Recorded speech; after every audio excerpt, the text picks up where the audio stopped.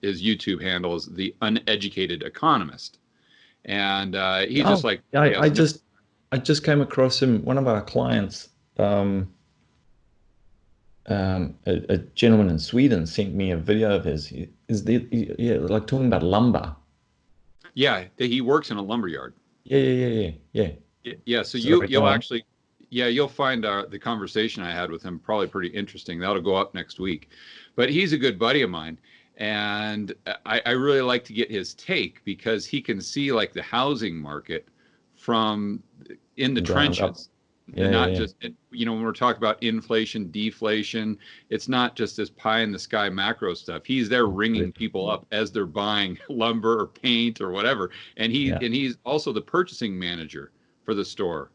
So he talks to the suppliers, and whether they're in Canada or the people in the lumber mills. And so it's a really fascinating take on what's going on. But he said that initially, when the US went into kind of lockdown mode, call it the beginning of March, the guy that owns the lumber yard, because it's not like a Home Depot, it's like a ma and pa kind of competitor, Right. came and said, well, we might have to lay some people off and we might have to reduce hours. And they were kind of getting prepared for that. And then he said all of a sudden, about 3 or 4 weeks later, when people started to get their stimulus checks from the government, he said business just started booming. And they had to actually bring on more people to manage all of the business they were doing, especially on the weekends, because what happened is people were required to stay home.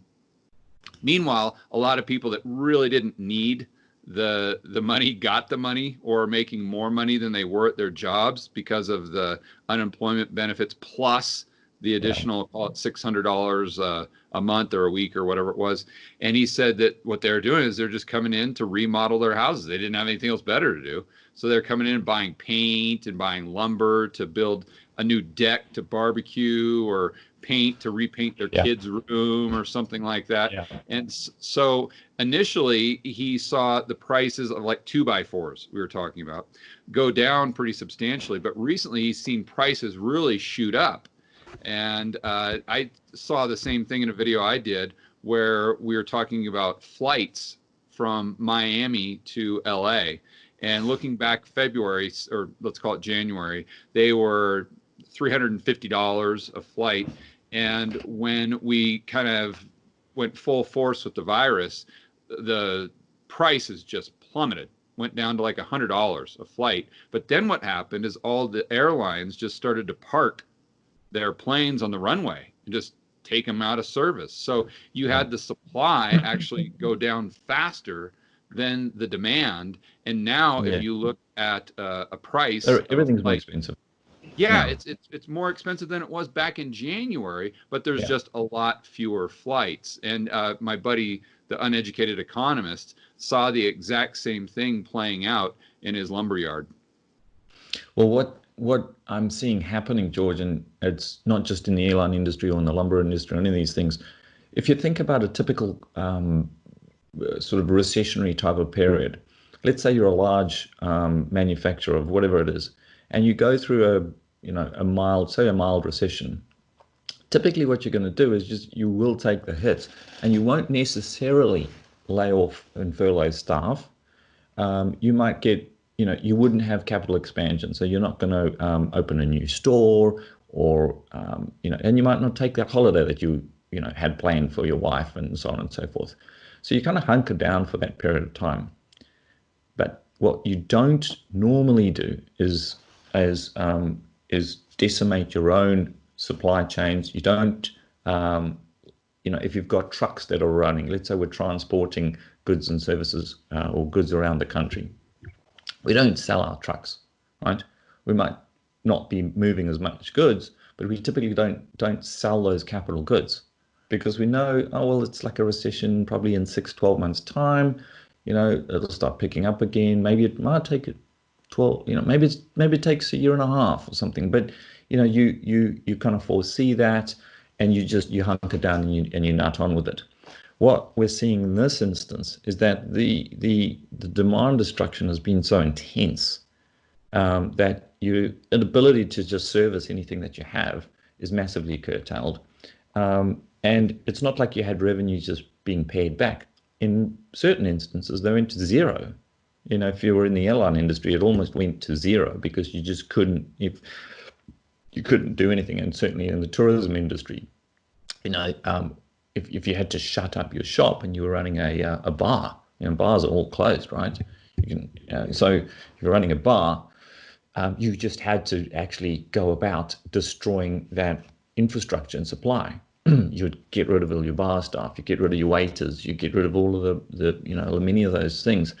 And so when, you know, so what you have then now is when any sort of coming out of that takes place, there's kind of nothing left. It's like just you're surveying this wasteland, which is very, very different to any previous recession. And I kind of feel like a lot of finance folks are looking in the rearview mirror, looking at previous recessionary periods and then saying, okay, well, how did those play out? And that's a logical way to go about thinking about things. But it's not the same. It's really not, because in any previous, the psychology has been very, very different because of the necessity to literally decimate your supply of goods and services, which we've never had before. And so that, you know, yes, there's the demand side of things, which has collapsed for this period of time, but the supply side, because we've never had supply destruction like that before. It's always been that mental thing of, oh, we're going through a rough period, we're going to like pull back, we might not have capex spending it to the same level, etc., etc. You know, we might, if you're an airline industry, you might have run less flights, right? Let's say you're doing 5 a week, maybe you go to 3 a week, something like that, but you don't sell your airplane. And in this instance, we've had kind of the opposite. Not the opposite, but we've just had it at a much, much greater level. And so that supply side has been absolutely decimated in certain sectors more than others. But I think that's, you know, to what you're talking about with the airlines, that's the case. And then the fact is, what we've had, and this is really why I wanted to talk to you about, is, you know, this whole globalization that took place kind of post-Bretton Woods was one of increasing that pie. And it's a scale of economy, right? It's just a matter of scale of economies. You get better services. The cost of those services and products goes down because you have more participants. You know, anyone understands economics 101. If you have more buyers in a room to buy, you know, this pen, right? Pen's going to go for more money. But if I add more pens and I add more people, the whole cost of everything goes down because the ability to make the pen becomes cheaper and cheaper and cheaper because you have more participants. And like you and I might go, oh, we'll make a pen cheaper than that joker over there. And so you have a lot of competition comes in. That expansion of the pie has been one that we've been experiencing kind of post-Bretton Woods. And it's been disinflationary in goods, many goods and services.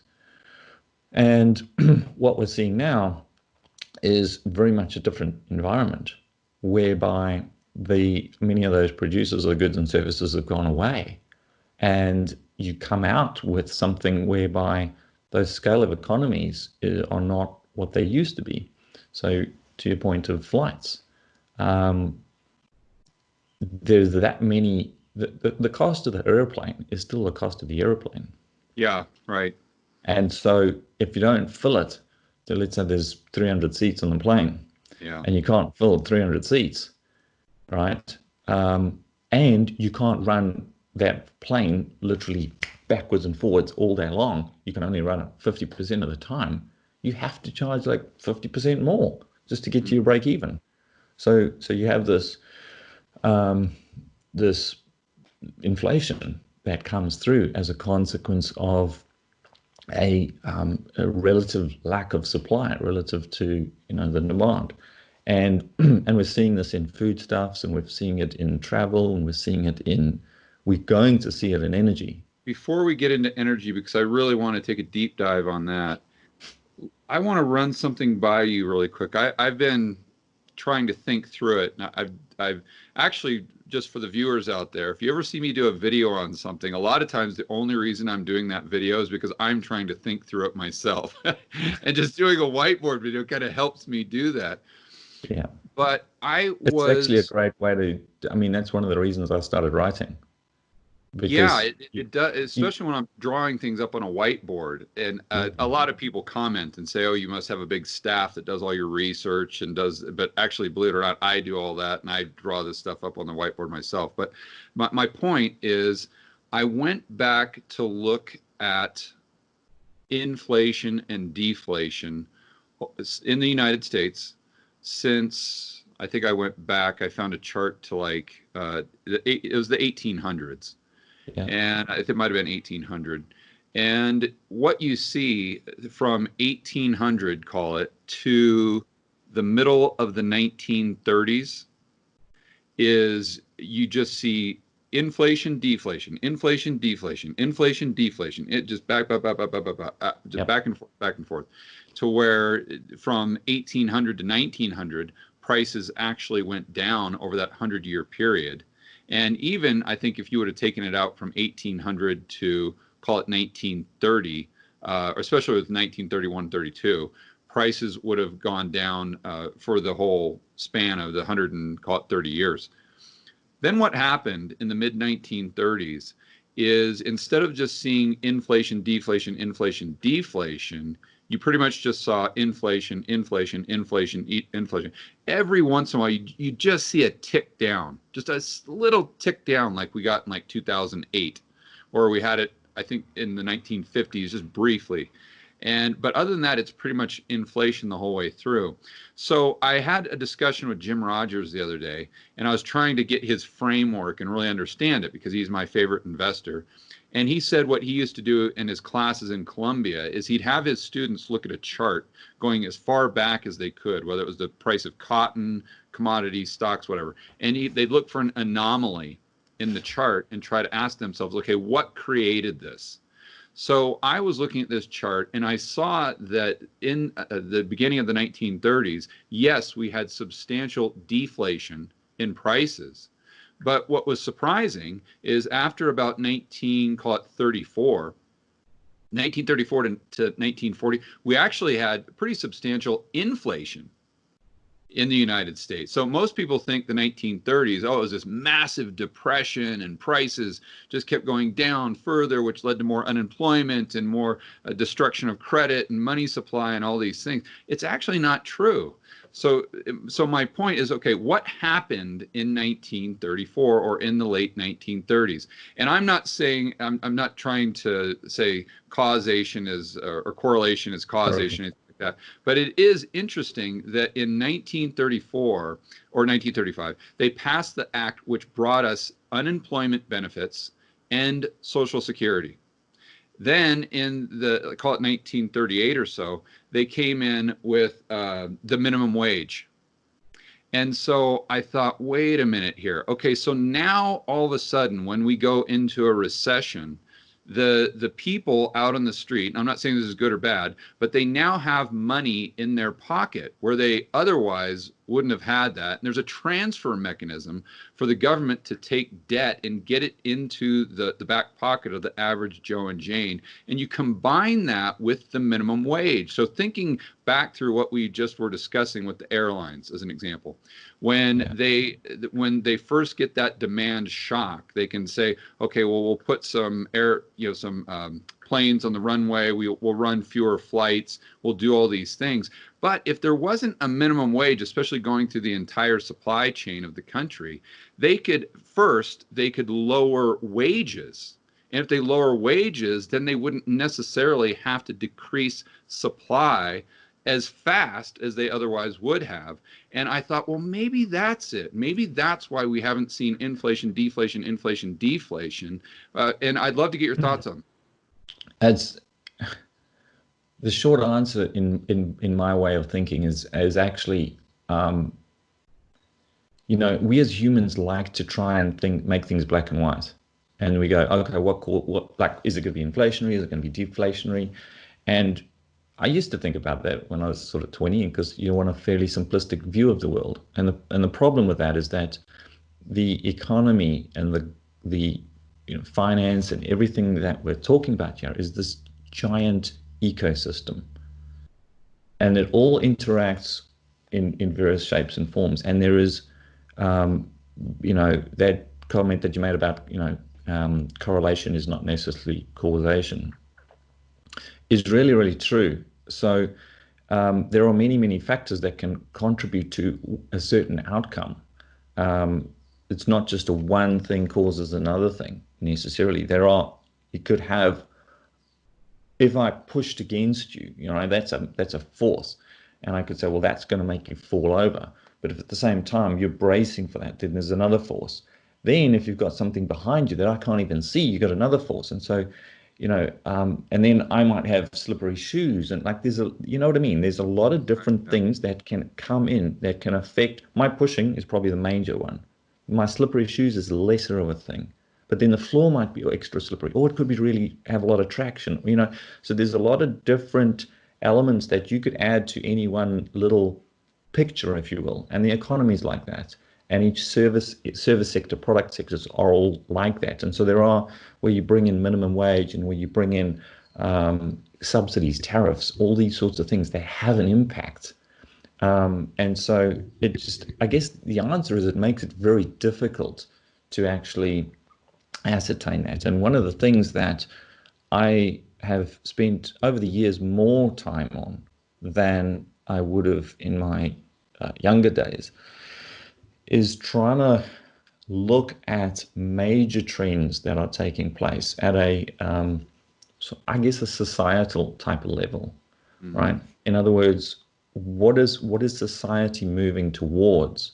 What are the prevailing narratives? What are the prevailing attitudes of that society? Because those attitudes and those narratives typically drive the responses, whether they be economic in terms of how people allocate their capital, but certainly in terms of how governments choose to quote unquote manage any particular situation or any industry. At least certainly in the democratic world, that has been the case, right? Because if you come up with all sorts of policies that hurt people and they don't like it and so on and so forth, the odds are you're going to get voted out of power and so on and so forth. So there is a dynamic there. And in that space, when I'm looking at what's taking place now, and this was really one of the things that I wanted to talk about today, because we could talk about all the finance stuff and what the Fed's doing and what the ECB are doing and all these sorts of things.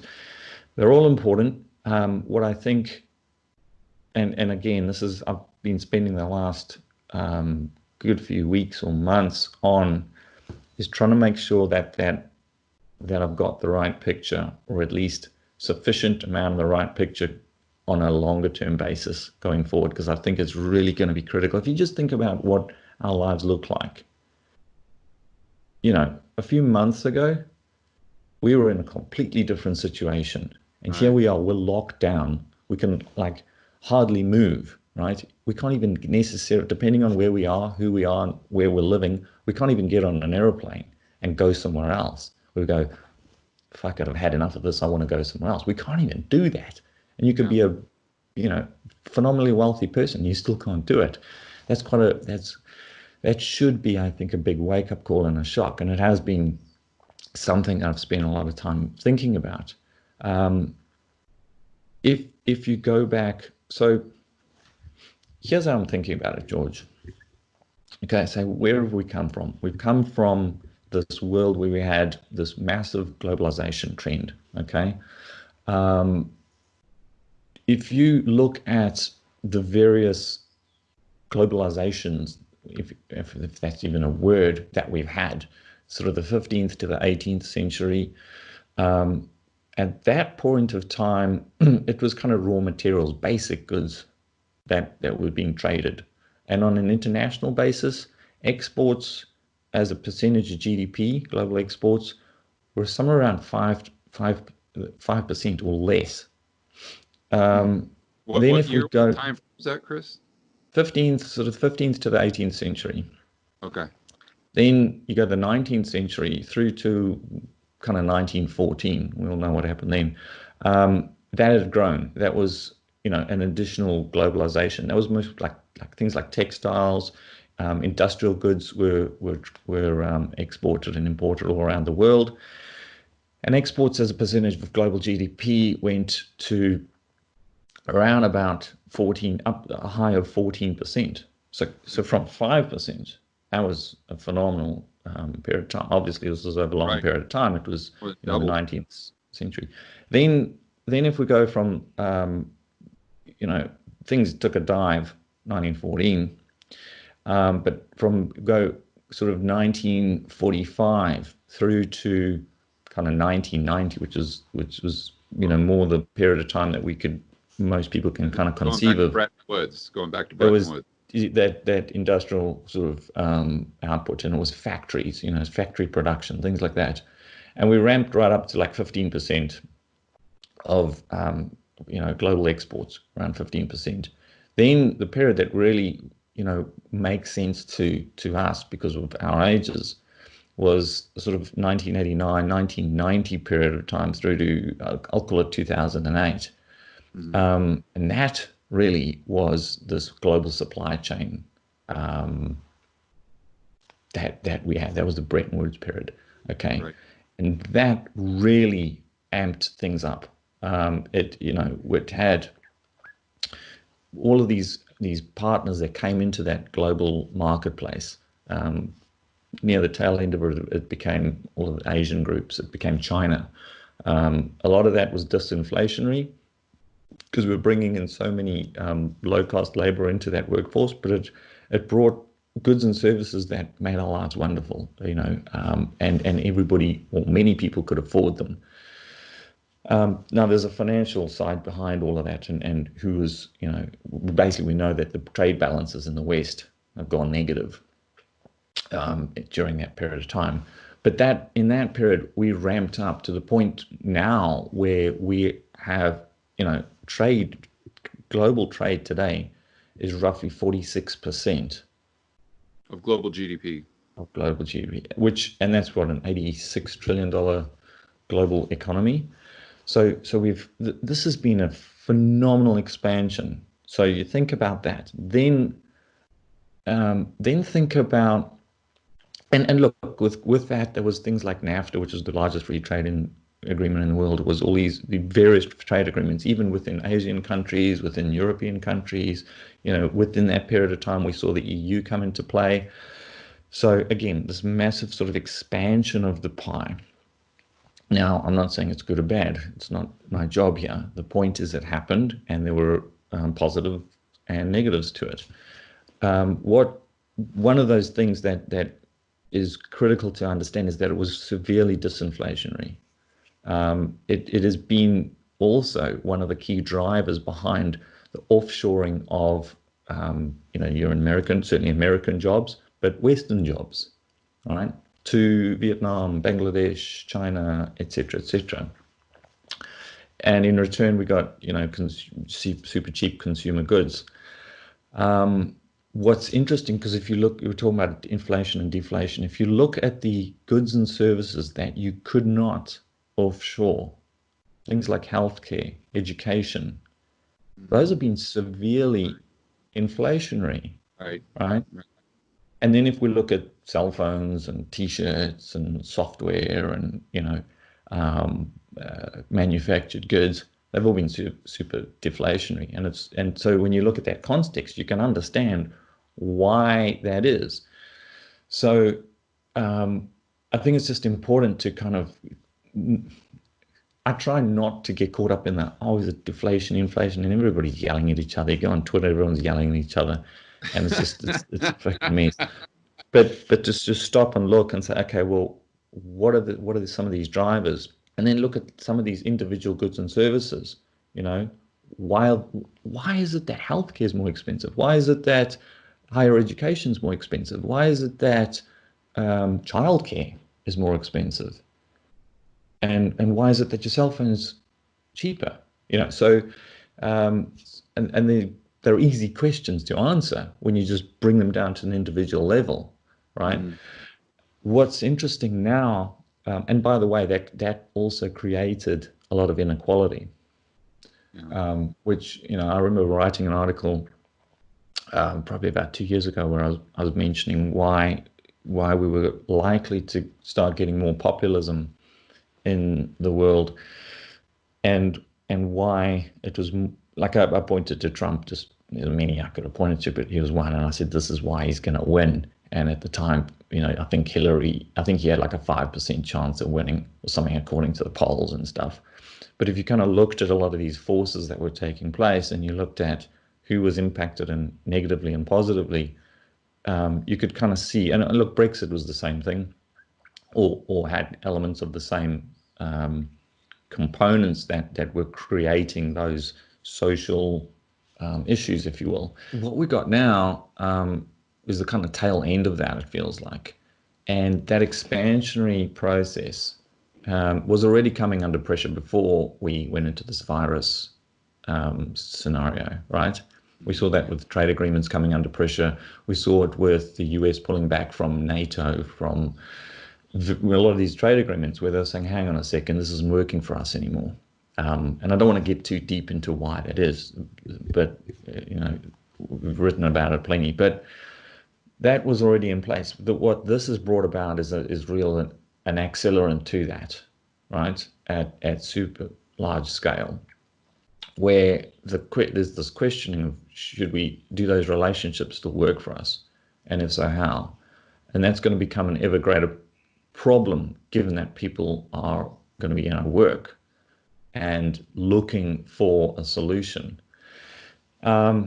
Mentally, it's a retrenchment. If you think about what people are doing when they've either lost their job or the incomes are being impaired, you pull back, right? So mentally, there's a whole pullback, and it's not just in terms of individuals, it's in terms of countries, it's in terms of societies that are retrenching from that, hey, let's make this pie bigger.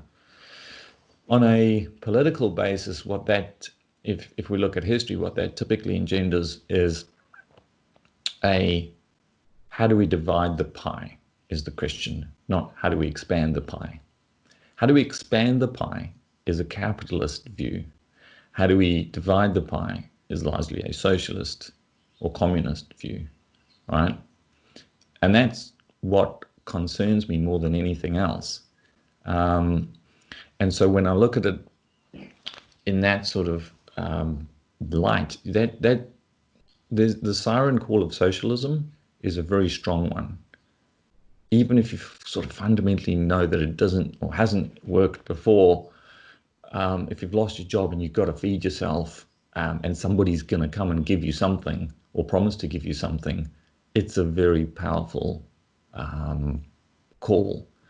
And so coupled with that, there's this almost like threat of clan, and we're seeing it on like sort of with racism. I mean, a buddy of mine sent me through something in the States where particular states are shutting their borders to other states, you know, to stop the virus. It's like, oh no, you're from a different state. You can't enter here. That's tribal. It's absolutely tribal in nature, right? And that's happening globally. Think about it. Countries have shut their borders to other countries. You're out. We're New Zealanders, we're Americans, we're Singaporeans, whatever it is, everybody else out. It's a completely tribal reaction. It's clan. It's looking after the clan. And even within communities, it's the same thing is taking place. Like I said, in the States, you've got particular communities where they're like, oh, you can't enter here, you know? And you could go, I'm an American, I'm like you, and they're like, fuck off. So it's interesting to evaluate what that means on a much more global scale, and then what are the reactions to it. What's troubling is that in that environment there is an overly large chance or an overly large probability that you get authoritarian type of rule. It is the very environment that allows for that to take place. And there was a fantastic podcast I listened to the other day with one of the ruling lawmakers in the House of Lords in the UK, Lord Sumption, I believe his name is. And he talks about how dangerous what is taking place is, because you've got a police state coming into power. And he talks about police states and authoritarian setups typically take place not because of some overwhelming enemy that comes in and rules over another, No, it's bottoms up. It's bottoms up. It's people literally give up their rights under some context of fear. When you drive enough fear into their hearts, they just willingly give up their rights. And he's laying it out. He does a brilliant job of it. And security over freedom. Yeah, exactly. When I look at some of the, if you will, the problems on a social basis, okay, so we know there's financial problems, and look, everybody's got them. Right now we're bullish dollars. On the emerging market side of things, that's because of the shortage of dollars out there. But on a social, if you think about a social construct in various countries, largely in the West, let's talk about the US. I know a lot of your viewers are American based, and what is happening in the US to a certain extent is quite similar to that which is taking place in Europe and other Western, call it democratic countries. Massive pension problems. The funding for these pensions are wholly inadequate. I think Medicare and Medicaid is about 70 trillion underfunded. It's not possible to pay that back. The solution that they have used and that they're continuing to use is to well, it's not the solution for pensions, but what they are doing is they're marking around with the cost of capital. And so, you can't screw with the cost of capital, because that affects every single asset class on the planet. And so, but that's what they're doing, and they're going to continue to do that. So it means that pensions, for example, are just not going to be resolved. So then how do you resolve them? Well, you could bail them out, like a literal massive sort of bailout. And that's probable at some level. When I'm looking what's going on in the States at the moment, a lot of the particular states are going bankrupt and looking for bailouts. I suspect it's likely that they're going to look for a big enough bailout to be able to cover their pension schemes, even though they've fucked them up for years, and they'll turn around and they'll blame it on the virus when that's not at all what the problem was. It's actually a great excuse for them. It's a fantastic. It's like just defer blame from the politicians onto the virus.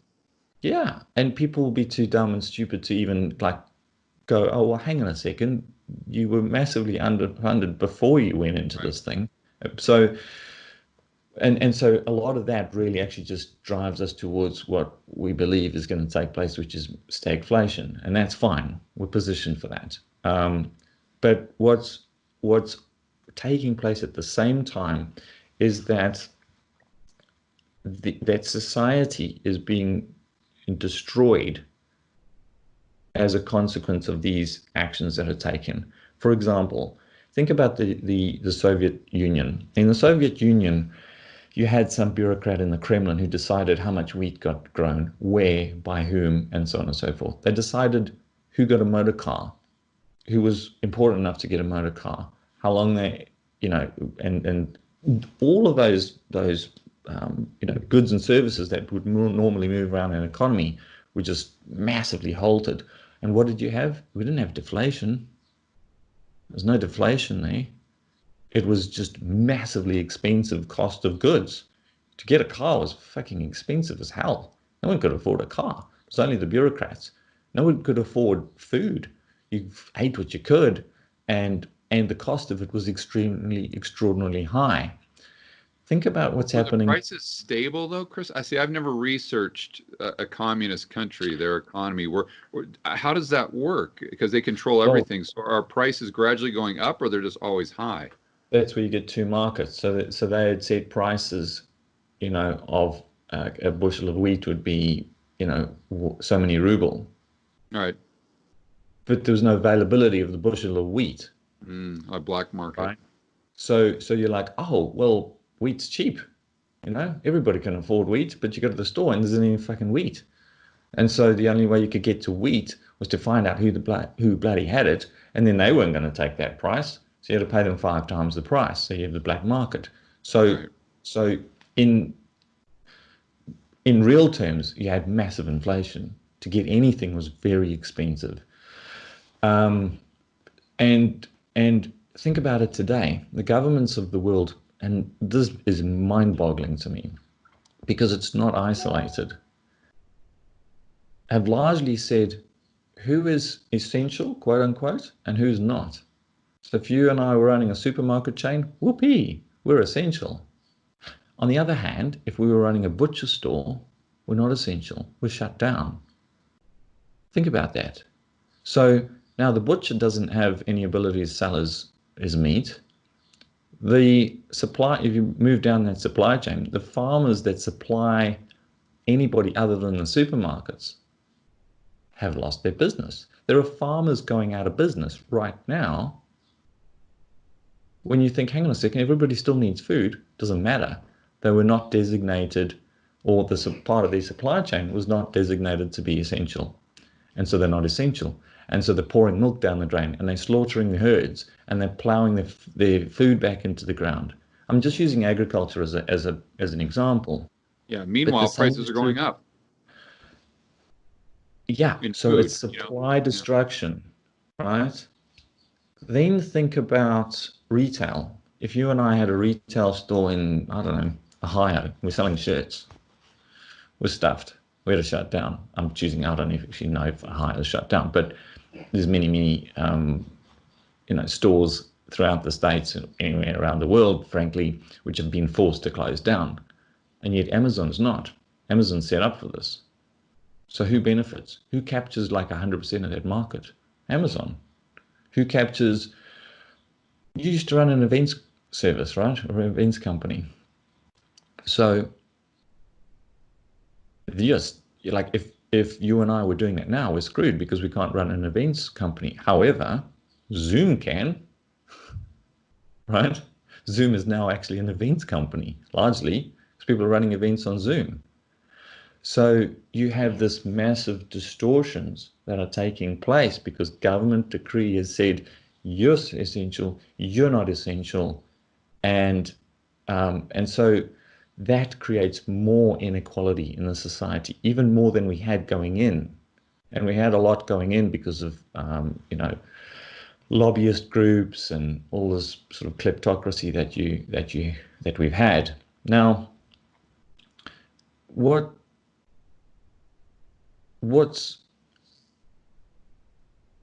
I've been looking at is kind of pulling back and saying, okay, what's happening in the world? What are these social constructs that we're dealing with? Who's doing what and why? And how are they dealing with this pandemic?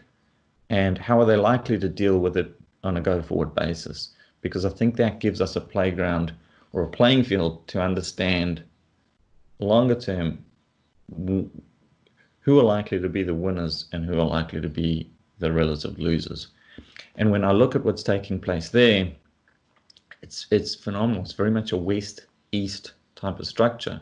In the West, we have these increasingly socialist governments. They're talking about UBI, Universal Basic Income, for your listeners if they're not sure what UBI is.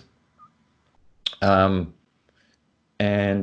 very much you're essential, you're not essential. You're essential, you're not essential. So, and then they're tackling the crisis with handouts, which is increasing their debt load.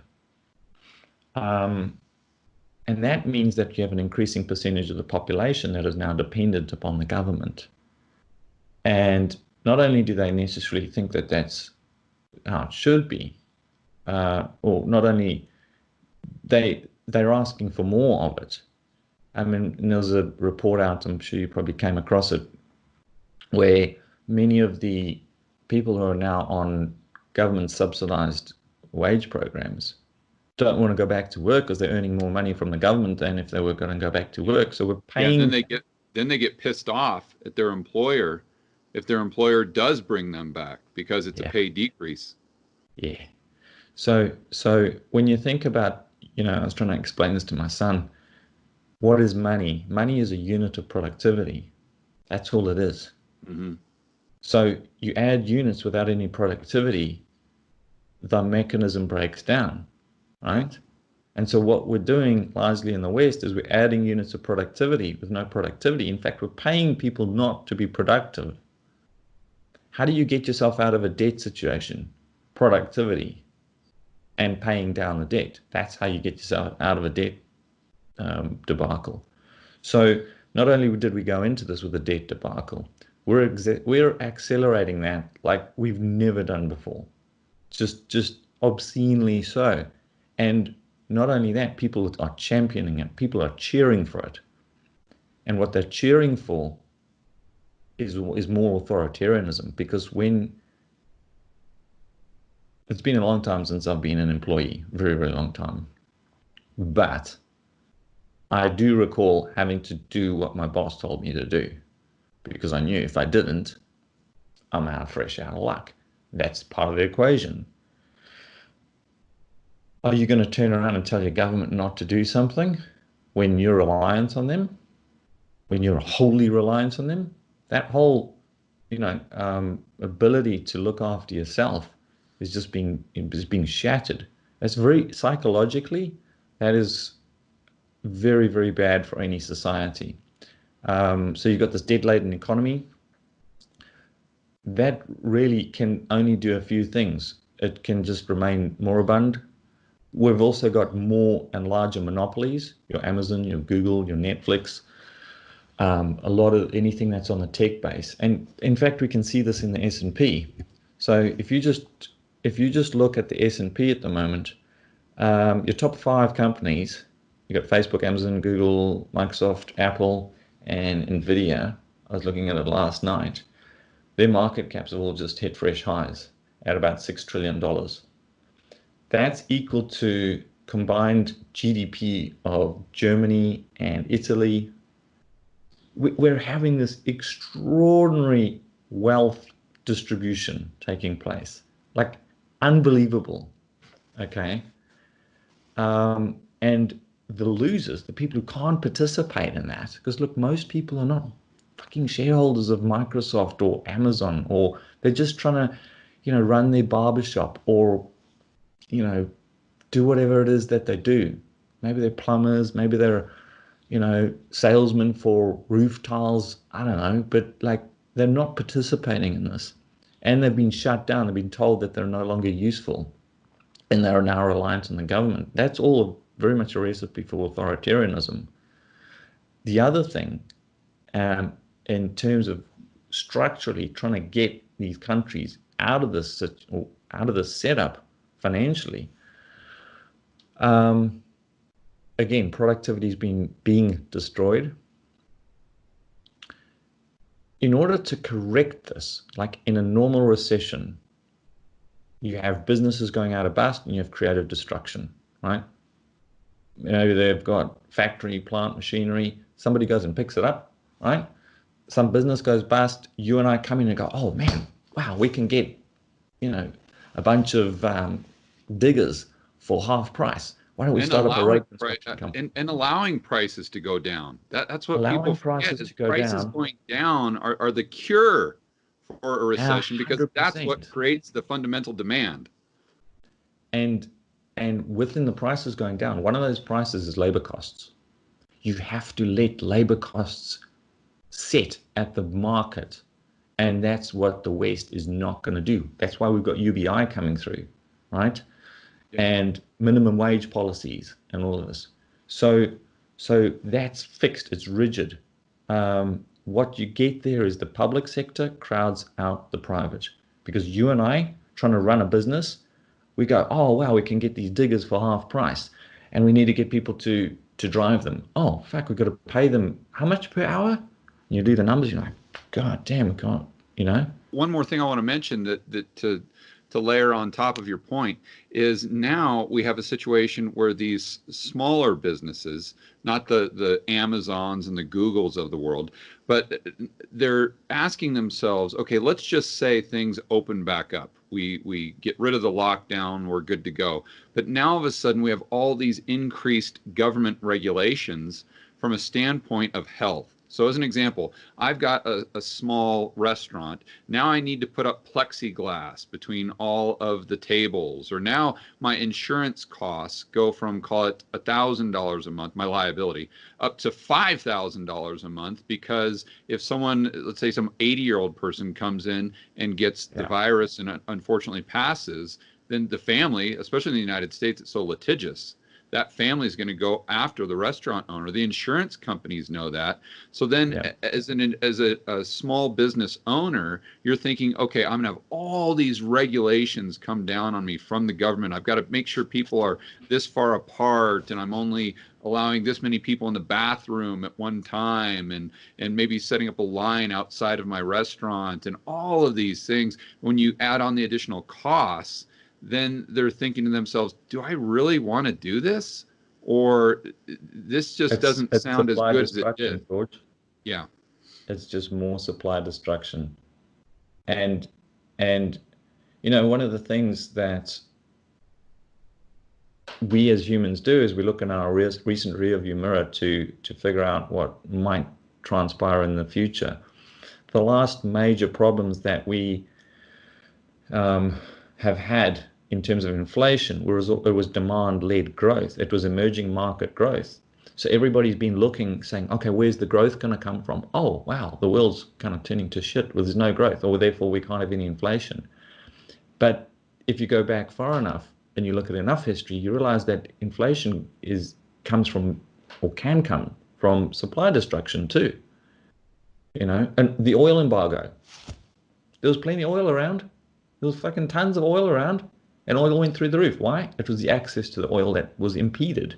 It was, you know, so that was an access problem in terms of moving that oil. It wasn't necessarily that there was any deficiency in supply or deficiency in demand. So there's many things that can cause, and that has an inflationary impact throughout the economy, because energy is used in everything. You want to make bread, you need energy. You want to make so it's dangerous. Coming back to what we talked about before, the world is it's an ecosystem that has many moving parts, and I don't pretend to have all the answers, but it's important to try and understand and think about it like that.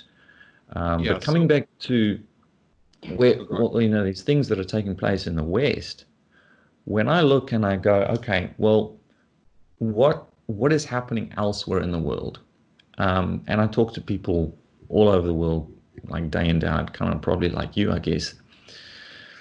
How are they tackling this? I'm broadly going to talk about the East, because, I mean, I could talk about varying countries, but broadly in the East, they're tackling it with hardship. You know, they're going, sucks, and sort it out. Debts get written off, markets clear. There is no minimum wage, so labor costs get readjusted to whatever the market is prepared to pay for those labor costs. That public-private sector structure has remained relatively the same. In the West, largely, that public sector has changed dramatically, whereby the private sector is getting decimated and the public sector is just getting larger and taking on more liabilities. And people are cheering it, going, yeah, I need help me out. That lack of pain that people are taking, where they now get a handout from the government, is going to create such pain in the future that they have no idea how painful that can be. That's our working hypothesis. But in many of these other countries, you're getting the economic foundations for future growth. Right now, I'm not long those countries, but as this plays out, I think it's important to watch what's taking place, because I do feel that the supply and demand, the labor costs, all those sorts of things are being, on a relative basis, are being left alone more so than in the Western democratic world. And that's going to allow, like, it's not government diktat that is determining one thing or the other to the same extent. So there's just less intervention. And then when you look at, when I look at the trade balances, I mean, I always spend a bunch of time looking at trade balances, because if you think about it as like a business, it's how much do you make, how much do you not make, really, you know. And it's phenomenal. I mean, across the Western world, you have massive trade imbalances whereby, you know, they're broke. They're all in the red.